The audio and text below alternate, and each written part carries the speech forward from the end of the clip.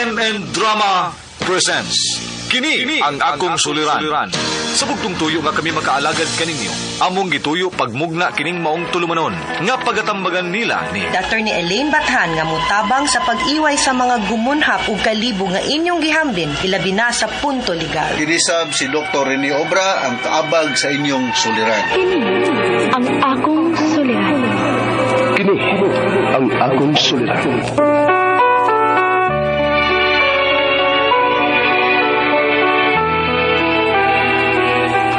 Sa atong pagkaymugso ng kalibutan, gikalawaan at ang daan sa atong suliran. Ang suliran mo'y kabahin sa itong inadlang panginabuhian.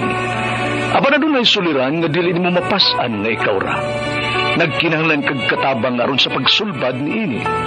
Nagkinahanglan kag kahayag na may mulamdag sa imong unahuna. Ug tungod ni ini, natawag kini nga atong tulumanon nga naguluhan. Kini ang akong suliran. Kini ang akong suliran. Mga minugbong duwa nga matapos lang sa usa ka hugna. Mga kinutlog gikan sa mga suwat sa mga minahal namong tigpaminaw. Busa kung aduna kamoy suliran nga naggumon karon sa inyong galamhan. Suwata ka na ug ipadala ning atong tulumanon. Kini ang akong suliran. Aron kabuhatan ka na og duwa sa kahanginan ug pagatambagan sa mga bulawanang hunahuna. Kini ang akong suliran. Kini ang akong suliran. Sinumat ni Teresa Tirul Soria, ubos sa direksyon ni Ingrid Miss Iver Tudaso. Dalit kaninyo sa RMN Drama.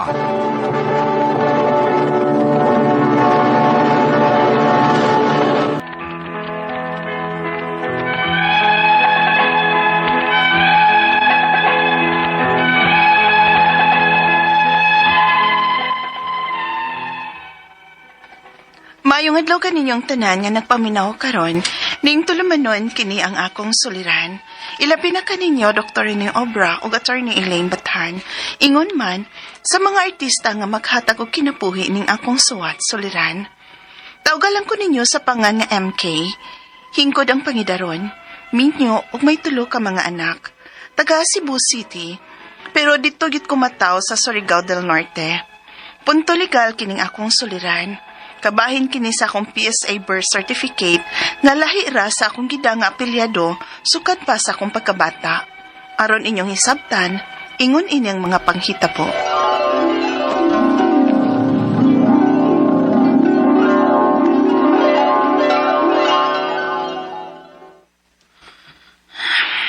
Ma, mundang na lang siguro ko sa pag-eskwela.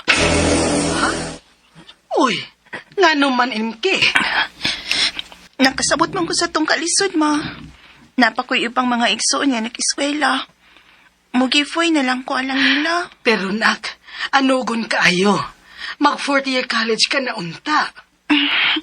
Okay ra, ma, uy. Ang uban gani, wa magid makatungtong og college. Makakita na kong mayong trabaho ini sa Cebu, ma. Unsa? Sa Cebu ka mangitag trabaho? Dagan magkasudlan dito nga trabaho. Ilabi na sa mga call center. Makasunan ko, anak, ma. O ganahan sad ko sa maong trabaho. Oh, nahala sige. Mangayo niya ko skikip ni mga importanteng papers na ako, ma, ha. Aron gamito na ko sa akong pagpang-apply ba? Oh, sige, MK. Ako man ang gipang taguan, yun.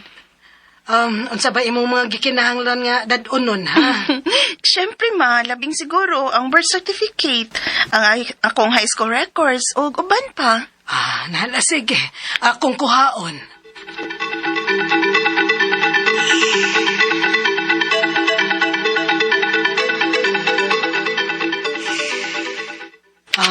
Kani.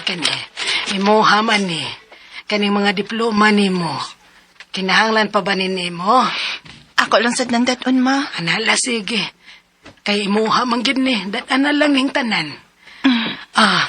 Kani di ang birth certificate ni mo, oh. Ay, kani. Importante gid kay ni. Nahala. Dada. Hala. Wala gini pirmang papa mo. Ha? Aw, Ako ramang kutoy ni pirma ni Ana. Di ba kinahanglan mangupirma ang papa sa birth certificate sa anak mo? Nga buot ipasabot, i-acknowledge sa amahan nga iyang anak ang bata. Ay, gikinahanglan pa bagod na nga apelyido naman ni Papa ni mo diha ang gida. Oh, noon. Parilya na diri ang akong apelyado. Salamat kini ma. Kay importante gid kay nina akong birth certificate sa akong pagpangaplag trabaho sa Cebu.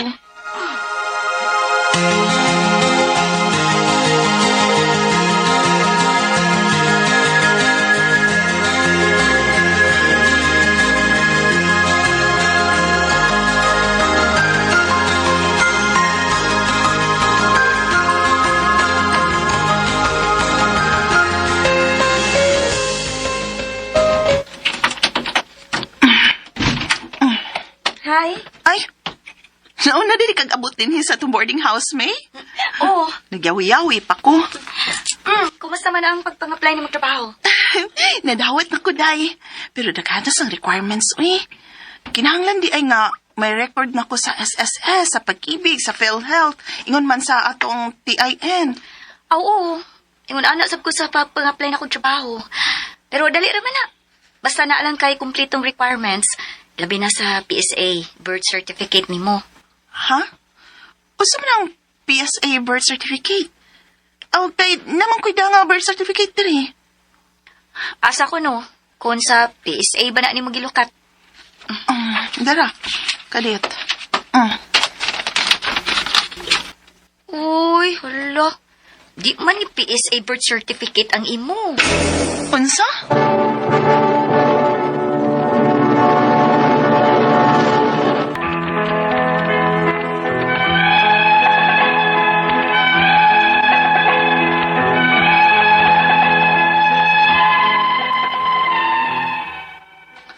Pagpermero na kong pang-apply trabaho, wapagit ko'y kalibutan unsa ng PSA birth certificate ug unsay kalahian ini sa dana akong birth certificate gikan sa lugar nga akong natawhan. May nalanggani kay gidawat ra sa first company nga akong trabahuan ang dana kong birth certificate ug wa na ko makalukat og gikan sa PSA.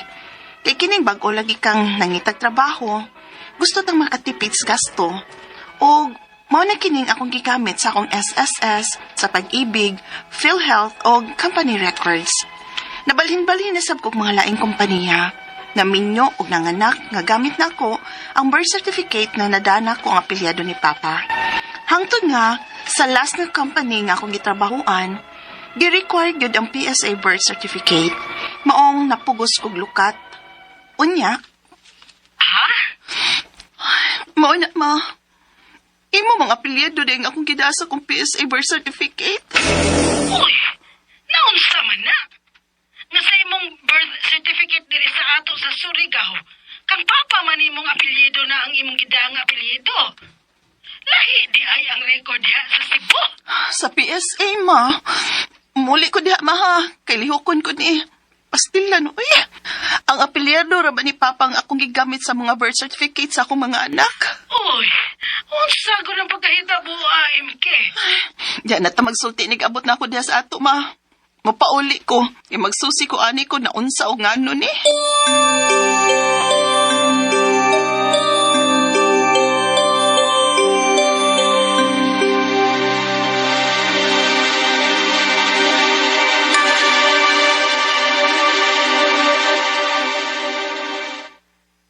Oh, maning nakuha na kong akong birth certificate sa PSA, ma.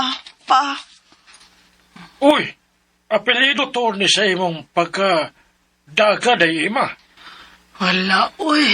Ganong nahitabo man na dong Nestor. Alawa, sagay ko mahibaw na, uy. Susihon tanis sa civil registrar, ma. Pa.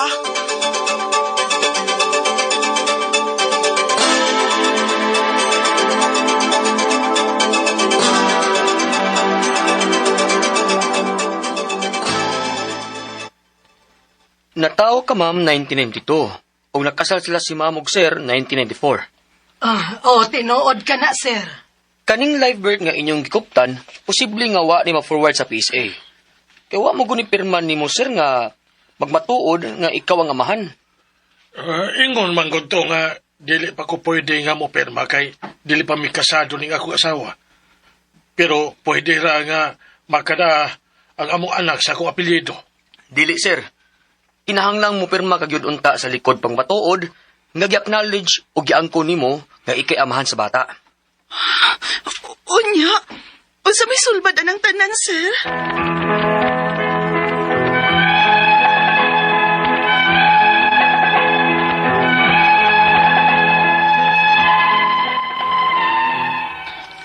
Grabe ang akong kahasol ning hikayon na. Ilabi pa kay ang middle name sa akong mga anak, mao ang apelyado sa akong papa. Ug ang tanan sab na akong records sa SSS, sa Pag-ibig, sa PhilHealth, ang PIN ako. Basta, ang tanan apelyado gyud sa akong papa. Only to find out nga apelyado day sa mama ang akong record sa PSA. Ang akong mga pangutana mo kining mosunod. Unang pangutana, kunwa day pirma sa amahan ang likod sa live birth sa bata. Dili day makada ang bata sa apelyado sa amahan? Unsa naman lang di ay ng mga bata nga mga OFW ang amahan ug wa ang presensya sa pagkatao sa bata sa ilang papa? Ikaduhang pangutana. Nataw ko 1992. Gikasal sila si mama ug papa nako 1994. Maubasab niya ang hinungdan kung nganong wa dawata sa PSA ang pagdako sa apelyado ni papa? Ikatulong pangutana. Unsaon man nako ini nga sa PSA birth certificate nako kang mama man di ay nga apelyado ang akong gida dito. Ug sa akong school records sa SSS, Pag-ibig, PhilHealth og TIN number, apelyado man ni papang akong gida. Asa may usbon nako ini? Ikaupat og katapusan. May tulo na sab ko ka mga anak nga nag-middle name sa apelyado sa akong papa. Unsaon man ini nga sa akong PSA apelyado man di ay sa akong mama ang akong gida?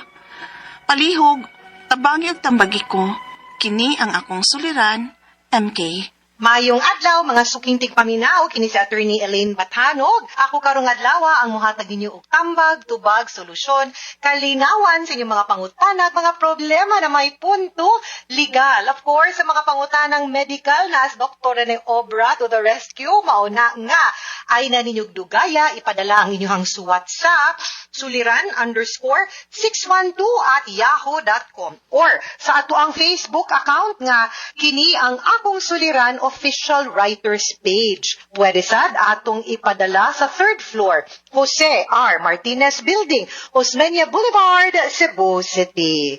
Kumusta guys? Kumusta man ang ato ang mga suking tigpaminaw, hinaot unta nga sa matag adlaw nga maminaw mo sa ato ang programa na agid mo'y makuha nga inspirasyon, pagtulunan, kaalam, of course, lingaw pod, no? Sa mga drama nga inyuhang mapaminaw, matag adlaw. Mauna gyud nga sa mga nagpada silahang mga suwat namo, agoy, paabot-paabot lang yun gamay guys ha, kay usahay manggod, no, first come first serve man ta, no, magpaabot ta sa ato ang mga letter senders kung kanusan nila,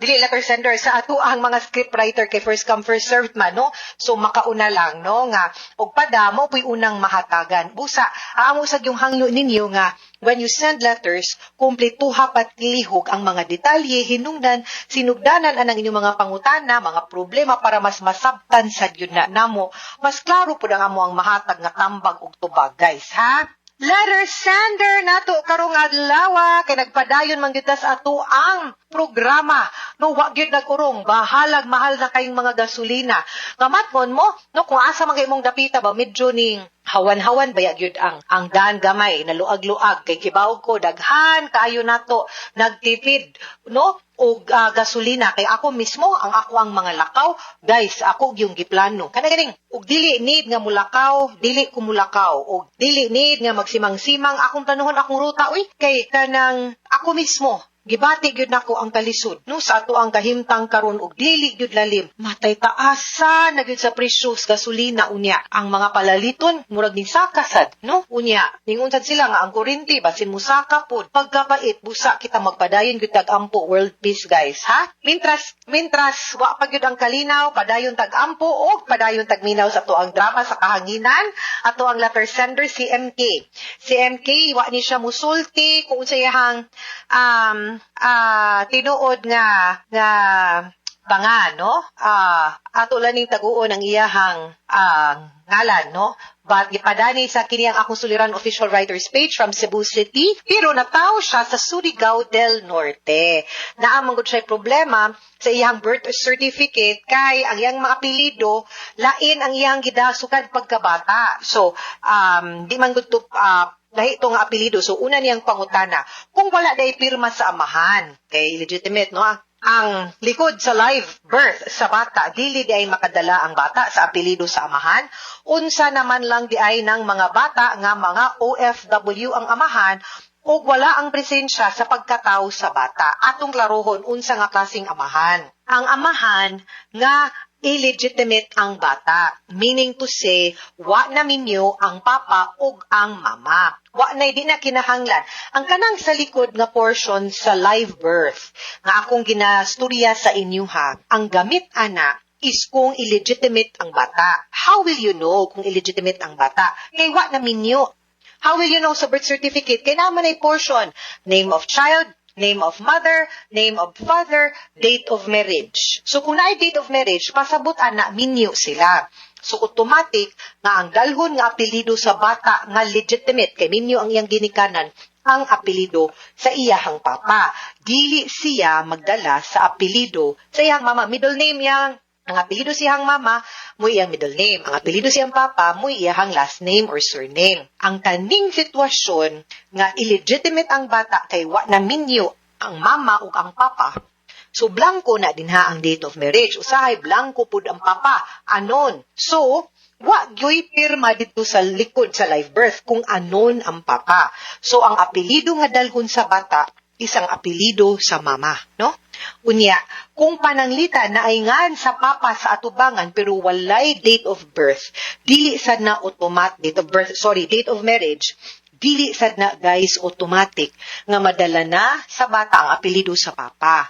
Dito na magamit ang kanang pirmahanan sa likod sa live birth, which is called acknowledgement of paternity.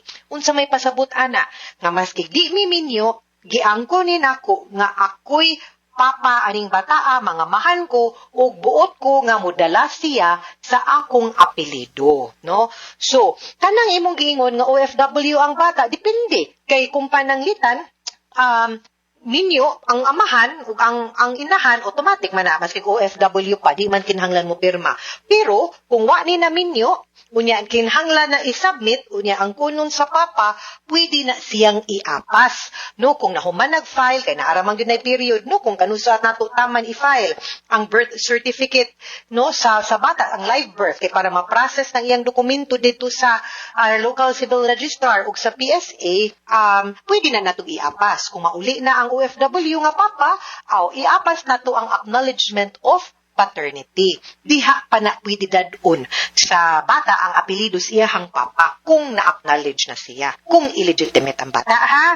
Ikaduhang pangutana. Nataw kuno siya 1992. Ikasal ang iyang mama ug papa pagka 1994. Mao basab ning hinungdan nganong wala dawata sa PSA ang pagdala ko sa apelyido sa akong papa. That is correct. Kay nganuman, kay at the time ang basihan manggod nato ani kung unsang apelyido ang atong dalhon, ang atong basis ana will be the date, ang status nato at the time of our birth. Ang status kung kanusa ka gipanganak, no? Kung unsa ba minyo ba ang imong mama papa pag 1992.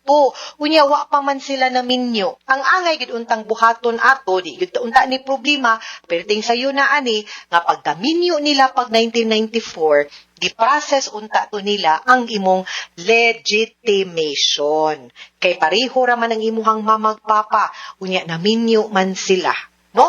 Nga at that time, only then, nga pwede nga makadala sa apelyido sa imong papa, kay nausab naman ang imong status from an illegitimate child to a legitimated child. Because the act of marriage sa imuhang mamag papa will make you a legitimate child. Ikatulong pangutana, unsaon man ako ni nga sa PSA birth certificate nako kang mama man di ay ang apelyido ang akong gidala dito. Ug sa akong school records, SSS, PhilHealth, TIN, apelyido ni papa akong gidala. Unsa may usbon nako ani pagkasayon ang imong usbon ang imuhang birth certificate, no? Kay nganuman Kay supposed to be baya, ang sundon dapat aning imuhang school record, SSS, pag-ibig, PhilHealth, TIN, is ang nakabutang sa imong birth certificate. Unya, pwede man na nimo i-change. Okay? Na-legitimated man ka. So, pag-process na lang sa legitimation, no? Ipakita ang birth certificate sa imong mamagpapa, ang ilahang marriage certificate, o ang imong birth certificate. That is all you need. I-process na nimo, I think, basin kay taga Surigao man ka, i-process na nimo dito sa local civil registrar kung asa ka na tao. Kay adto man ka dito na rehistro. Kadali, pagyud kaayo na. And, di na ka magproblema. Okay na, kay nga naman, consistent naman ang imuhang birth certificate sa imuhang mga school records. Okay?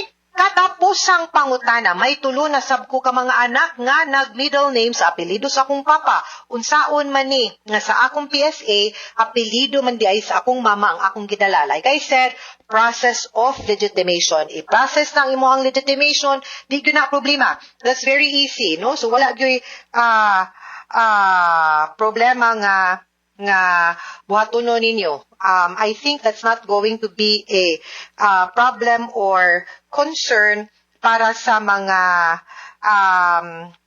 what do you call this, sa mga records nimo, kay makonsistent naman siya once ma-okay na ang legitimation nimo sa imong birth certificate. And kompleto raman po na ang mga documents. Kibaw ka sa nag-need oras, gahinan og oras. Ikaduha, pasensya. Kay usahay, magbalik-balik, kung dili kumpleto ang requirements. So, pwede kang moadto daan, or you look at the website, kaya naman yung mga requirements na kabutang dito, unya, andaman na daan dito. Usa ka moadto, para di ka magbalik-balik. Okay? Mga suking tigpaminaw, hinaut-untangan namin na kutlo na pagtulunan karong adlaw. Kini, si Attorney Elaine Bathan, daghan kay salamat sa inyong pagpaminaw sa atong tulumanon. Hangtod sa sunod na sugilanon, dinhigapon sa tuwang programa, kini ang akong suliran. Gikan sa RMN Production Center, Radyo Mo Nationwide. Tatak RMN, daghang salamat o maayong adlaw.